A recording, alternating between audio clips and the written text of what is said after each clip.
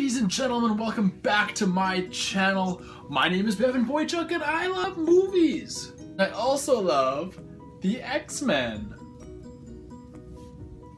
As some of you know, I reviewed Deadpool a few days ago. I loved that movie. And of course, we talked about it already, but Cable is going to be in the next one. And that's what I want to talk about today, is what are they going to do with Cable? I don't have enough time in this video to go through the entire history of this character.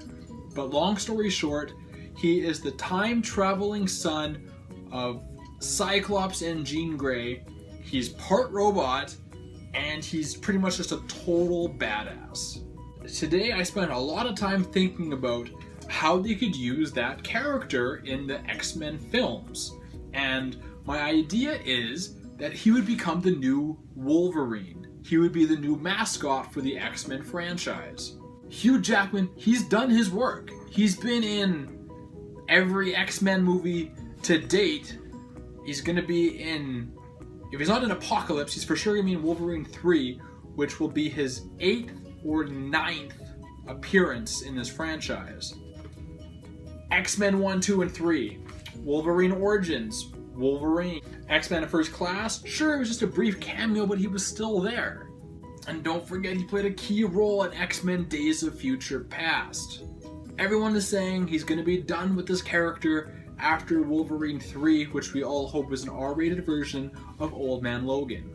So who is going to carry this franchise into the future? Who's going to be that key guy that everyone looks at as the X-Man?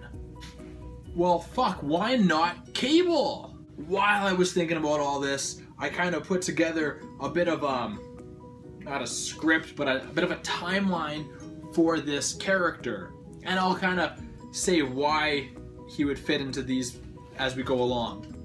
First of all, he's going to debut in Deadpool 2, which I hope is called Cable and Deadpool after the long-running comic book series.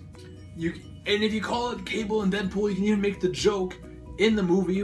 Ryan Reynolds, his character can break the fourth wall and be like, well, why is it called Cable and Deadpool when it's my second movie? I should be the #1 on the marquee, you know what I mean? I think that could be a fun little thing between the two. But anyway, Cable and Deadpool, Deadpool 2, whatever you want to call it, he's going to be in that movie first. And Ryan Reynolds has talked about how he wants to do an R-rated X-Force movie somewhere in the future. Well, of course, if you're going to do X-Force, Cable has to be in that too. And the way I kind of broke it down to myself, because obviously no one cares what I think except for myself, you have Cable lead X-Force in this first movie, and Deadpool is there, he's on the team. But we know Deadpool doesn't really like to work with other people. We saw that in this first movie when he's working with Colossus and Negasonic Teenage Warhead. He didn't really like working with them, but he had to for that specific purpose. So I think at the end of the first movie, the first X-Force movie, Deadpool quits the X-Force team. But you can still do X-Force 2 with Cable, and I want to see X-23 in there. I want to see Warpath and Wolfsbane. I want to see these awesome characters. For those of you who don't know, X-Force currently, as it stands in the comic books, is like the X-Men's Black Ops team, where they go underground and do all the dirty work that Cyclops can't be seen doing. And they just, they go out. It's a brutal, violent comic book. It's going to make a brutal, violent movie, and it's going to be awesome. And if you do a third X-Force movie, you're going to do X-Force and the New Mutants, or something like that. And the New Mutants, I see branching off with Cable leading them, and almost like preparing the New Mutants, obviously, for the main X-Men team for after this next group. Because in Apocalypse, we're going to see McAvoy and Fassbender pass the torch on to Sophie Turner and whoever else is in there. I only know Sophie Turner because of Game of Thrones. But I think while Sophie Turner and her crew are doing their bunch of movies, you have Cable preparing the next group. And you can do New Mutants, and that's how you do it that way. And then when you're ready to make the New Mutants the new X-Men, and I would say you'd call it the all-new X-Men, because that's what they are right now in the comics. And that's what Marvel's going with right now. All new, all different.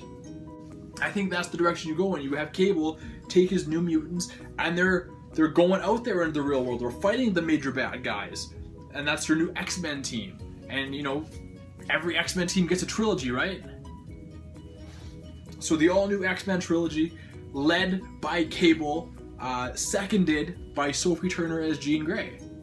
So we got Deadpool and Cable, we got X-Force and X-Force 2, X-Force and the New Mutants, and the New Mutants, and then 3 all-new X-Men movies. So you have the ability to have this character cross all your different titles within the franchise. He'd almost be the Nick Fury from the Avengers side, but in X-Men. But he's your new mascot because he's in the front line. He's killing people. He's training the X-Men. He's got these cool mutant powers, and he can travel at time. And he's got the lineage. I mean, what if Cable was actually training his mom, Jean Grey? He came back from the future, and now he's training who's going to be his mom eventually. That's some weird, fucked up X-Men shit right there. But you know what? Those are just my crazy thoughts that I had today at work while I was bored doing paperwork. And I put it on paper myself so I could have a coherent thought of what I wanted to do in this video. And that's kind of how I think Cable should or could be used. I think for sure you're going to have a hole when Hugh Jackman leaves, when Michael Fassbender leaves, when Jennifer Lawrence leaves, and McAvoy, and Brandon, the guy who plays Beast. So I think by bringing this awesome character with so much potential of crossover appeal into it, and he can do rated R, he can do PG-13, he can do teams, he can do solos, he can do in the future, he can do in the present time, he can do all these different things, and I think that's what you need going forward with the X-Men franchise. But that's just me. I'm just the guy who does videos in his office. And comment below who you think should pick up the mantle from Hugh Jackman. Do you think Wolverine should continue on and recast it? Because I don't want to see that. Hugh Jackman is so good over so many movies that I don't think anybody else could possibly do it any better, or even as good as.